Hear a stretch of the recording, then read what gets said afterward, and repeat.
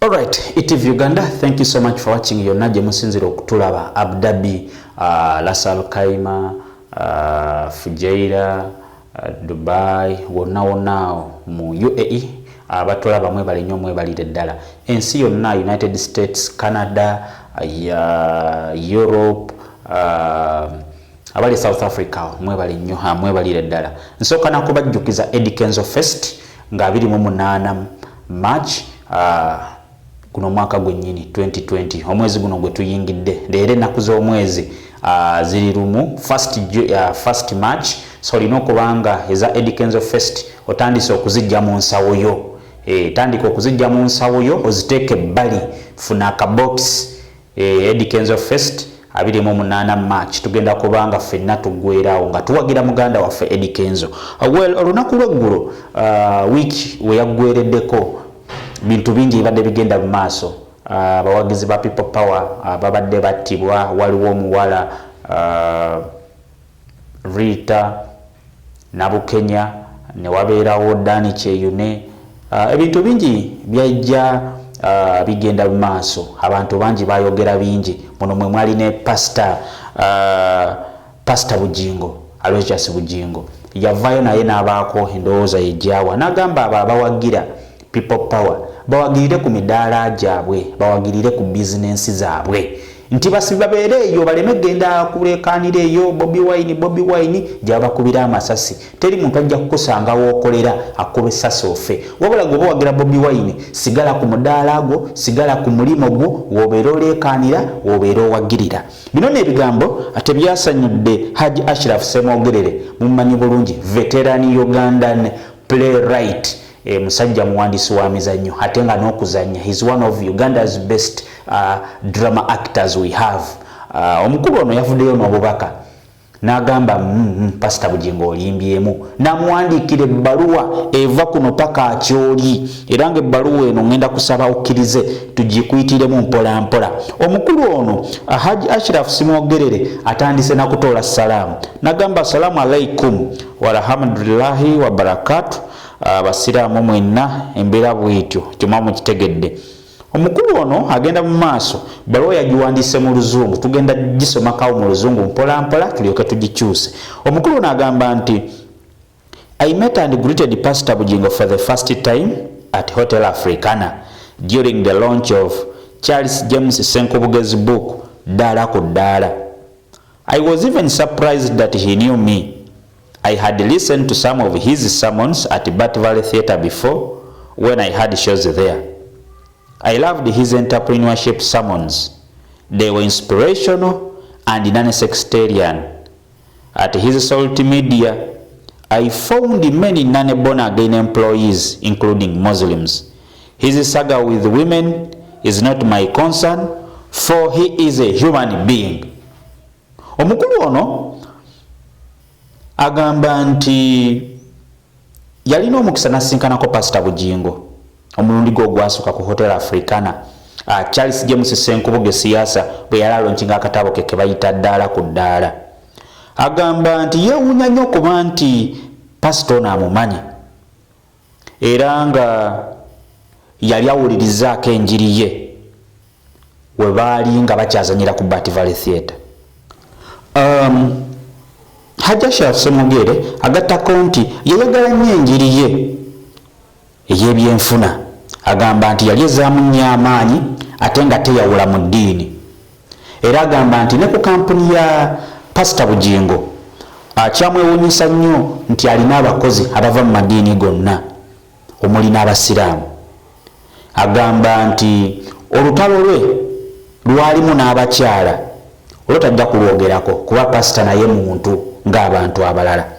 Onagenda mu maaso n'ayongerako nti I rarely express my reaction to men and women of God, but it is the sermon of Pastor Bugingo about the ongoing killings of political supporters that has provoked me to respond to him. Wano kukyusizaamu agamba nti tateera nnyo kuvaayo kuwa ndowooza ye ku bigambo ebiba byogeddwa abasajja ba Katonda oba abakyala ba Katonda oba abatume ba Katonda, wabula enjiri ya Pastor Bugingo agye yavaayo n'awa ku bigenda mu maaso n'abantu abattibwa mu byobufuzi yamuwaliriza okuvaayo naye amwanukule. Haji Ashraf Ssemogerere agamba nti mu njiri ya pasitolo yavaayo n'akunga abawagizi ba Besigye ne Bobi Wine naddala abavubuka buli omu okuwagirira ku mudaala gwe, bawagirire ku midaala gyabwe okuba nti beewala okuttibwa. Era ono n'ayongerako nti pasito ono yagenda mu maaso n'agamba nti owa poliisi omunyiivu tajja kutta Besigye oba Bobi Wine wabula ajja kutta omuwagizi. Wano Haji Ashraf Ssemogerere wagambira nti yalemererwa okutegeera pasita kye yategeeza okuwagirira ku midaala gyabwe. Pastor, I failed to understand what you meant by okuwagirira ku midaala gyabwe. Ono agenda mu maaso n'agamba nti olina ekkanisa era mu kkanisa eno olina abagoberezi era bano mu ngeri endala tuyinza okubayita abawagizi. Ono agenda mu maaso n'agattako nti pastor Bugingo olina radio ne TV station, abawagizi bo n'abagoberezi bo bwe basinziira okukuwuliriza. Era wano n'abagoberezi bo bandibadde basinziiranga eyo mu nju zaabwe mu sitting room zaabwe ne bakuwuliriza. Ono agenda mu maaso n'ategeeza pasita Bugingo nti naye naawe ogenda mu maaso n'obakunga bajje ku kkanisa. Why? You have a radio and TV station where your followers would listen to you comfortably in their living rooms. But pastor, you continue to urge them to come to your church. Why? ITV Uganda, that's where we are. Aaron Bobo on camera. Haji Ashraf Ssemogerere atabukidde Pastor Rogers Bugingo ku ky'okugamba abawagizi ba Bobi Wine Besigye nti bawagirire ku midaala gyabwe. Why? Ono agenda mu maaso n'agamba nti Pastor Bugingo akunga abantu okugenda mu kkanisa kubanga ayagala kyaki ye esigale nga eri relevant era nga abantu bagiwa ekitiibwa. Agamba nti ng'ovudde ne ku ekyo muteekawo n'emizindaalo wabweru egiwoggana ennyo baniba ne bakomplaininga. Naye agenda mu maaso n'alamutegeeza nti bino byonna bigenda mu maaso bakomplaininga naye gwe ogenda mu maaso n'obuulira ekigambo kya Katonda. Ono wamutegeereza nti kye kimuno n'ebyobufuzi y'ensonga lwaki bannabyabufuzi bakola lale zino, kubanga abawagizi baabwe baagala okuwuliriza pologulaamu zaabwe, baagala okuwuliriza pologulaamu z'abantu be bawagira wabe balinamu essuubi.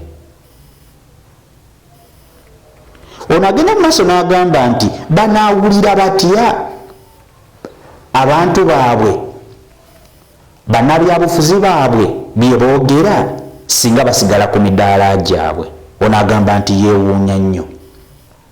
Haji Ashraf Ssemogerere agenda mu maaso n'agamba Pastor Bugingo n'amutegeeza nti mu myaka gye 7 Amini yawera ekkanisa z'abalokole. Era ono agamba nti ajjukira bulungi abagoberezi bangi abaali babuulira enjiri beekweka, wabula nga kino baakikola ne bagenda mu maaso n'okubuulira enjiri naye nga bagibuulira mu bubba. Abamu ku bo agamba nti ababuulizi b'enjiri bano baakwata emmundu, wabula wano wagambidde nti tajja kubaatuukiriza mannya naye nga kyaliwo. Wano wasinzidde n'agamba Pastor Rogers Bugingo nti kankuwe ku magezi musajja wa Katonda nga tonnavaayo kunenya abawagizi bano abawagira be bawagira nga bayitira mu ssemateeka abaweebwa. Sooka onenya abo ababatta kubanga bo bantu ba bulijjo tebalina mmundu ate bali innocent. I would advise Pastor that as a man of God, before you condemn the political supporters who lawfully support their candidates to be, please condemn the killers who unlawfully shoot the unarmed and innocent people. tugenda mu maaso ne bbaluwa ya Haji Ashraf Ssemwogerere.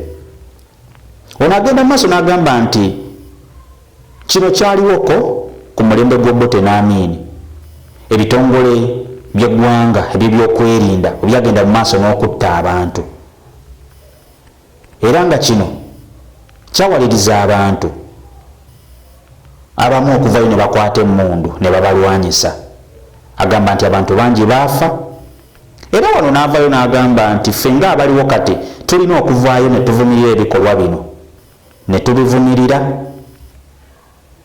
n'ebitongole ebikuuma ddembe ne tubivumirira ebikolwa bye bikola. ITV Uganda, that's where we are. Atugenda mu maaso nga tukuyitira mu bbaluwa ya Ashraf Ssemwogerere, Haji Ashraf Ssemwogerere gye wandiikidde Pastor Aloysius Bugingo. Ono agenda mu maaso n'amugamba nti it is my appeal to you, Pastor Bugingo, please condemn the killings other than discouraging the youth who go out to support their candidates. These youth haven't killed anybody, but they are killed. Agamba nti asaba busabi nti Pastor Bugingo yandigenze mu maaso n'anenya abo abatta abavubuka bano okusinga ate okubamalamu amaanyi nga bawagira abantu baabwe be baagala. Agamba nti bano abavubuka tebalina n'omu gwe basse, wabula ate bo bali mu kuttibwa. Ashraf Ssemwogerere agenda mu maaso n'agamba nti we yatunudde ku bamulekwa mu bifaananyi ebyasaasaanidde ku mitimbagano, n'ajjukira abaana abato abeenyigira mu lutalo lwa Museveni, abasinga ku bano baafiira bazadde baabwe nga bali ku myaka mito. Agamba nti bandigenze mu maaso ne balwanyisa history ono n'ataddibwamu. Ono agenda mu maaso n'agamba nti Pastor nonsonyiwa we mba nkunyiizizza, but nkusaba osigale mukwano gwange. N'agattako for God and my country, Haji Ashraf Ssemwogerere.